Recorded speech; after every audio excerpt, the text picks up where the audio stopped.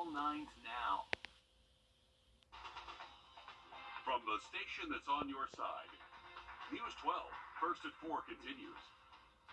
My mom went into that hospital and she never came out. She went from bad to worse, and nobody wanted to sit down and talk to us. An Augusta woman is doing what she can to show just how deadly COVID-19 can be by telling her family's story. Even as COVID cases start to trend downward, hospitals have beds full of COVID patients. We tell you the numbers every day, but we don't often hear the stories behind the data. Sloan O'Cone is live in studio to tell us about how one woman who lost her mom to COVID and now has a sister fighting in the hospital too. Deborah Smith's mother died of COVID within 8 days of being admitted to University Hospital. She says the hardest part was knowing her mom was alone. Deborah says she called the hospital at least 3 to 4 times a day and didn't hear anything about her mother's health until the day before she passed. She remembers her mom as the one who strung cranberries on their Christmas tree. She never cursed or drank and was an amazing person full of life. During her end-of-life visit, Deborah says she hardly recognized the woman in the hospital bed. Her mom was in a vegetative state, unable to speak or open her eyes, but the nurses say she could hear. Deborah called her family members to say their goodbyes, but couldn't hold her mother's hand. Her mom was 79 years old, unvaccinated, and a retired hospice nurse. She spent her life bringing comfort to those dying and ultimately died alone. It was a horrible thing to see my mother laying there like that. I can't imagine all the families that are losing someone and going through what we're going through, and there's a lot of them out there. Deborah says her heart goes out to any other families dealing with similar situations. Now she has the same fears for her sister. She's in the hospital battling COVID after getting it from caring for their mother. Thanks so much, Sloan, and we hope that she's able to fight through it. Another look outside. This is Grovetown. Pull the number on your screen. You're watching News 12 on your side. From the station that's on your side, this is News 12, First at 5. A first look at the video from inside the classroom after a mother was caught on camera attacking a daycare teacher, a woman she accused of abusing her son.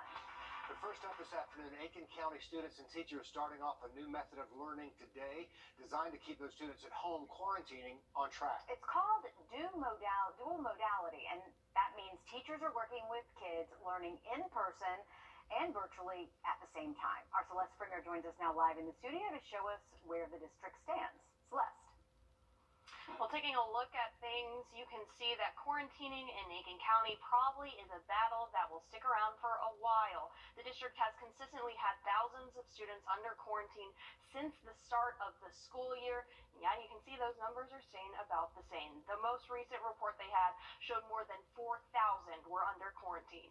Now, quarantine students, kids grades 3rd and up, will be watching the same lessons their in-person classmates are. It all comes with some pros and cons. One mom I spoke to said her daughter's teacher got a head start on teaching this way, and she says her daughter has thrived so much more while quarantined this go-around under dual modality. I also spoke to an educator of over 20 years who says it's not so easy, though, on teachers trying to juggle it all. So we've heard some horror stories of some things. You know, kids think it's funny to show off some body parts or to curse or to say things in the chat on Zoom. And so while you're trying to monitor the Zoom screen, you also could have a student doing something they shouldn't do in the classroom. We've also been wondering if the district is considering changing their mask policy to require masks. Remember, that could greatly impact the number of kids who are quarantined, because requiring masks would mean there would be fewer kids who are deemed a close contact.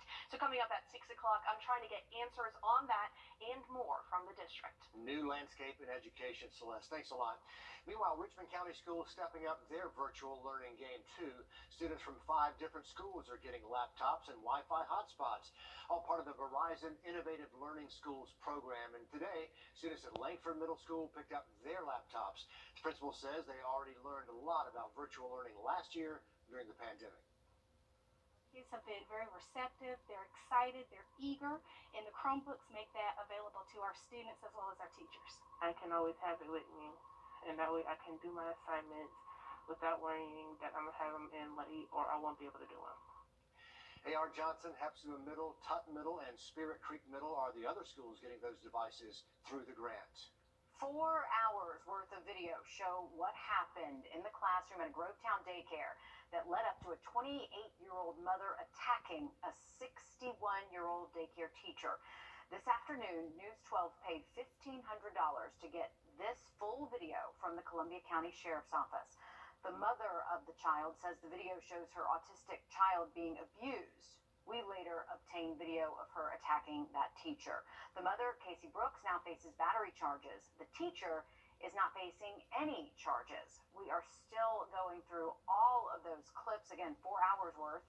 As soon as we're finished, we'll put the full 4-hour video online. Meanwhile, an Aiken church teacher is charged in a child abuse investigation.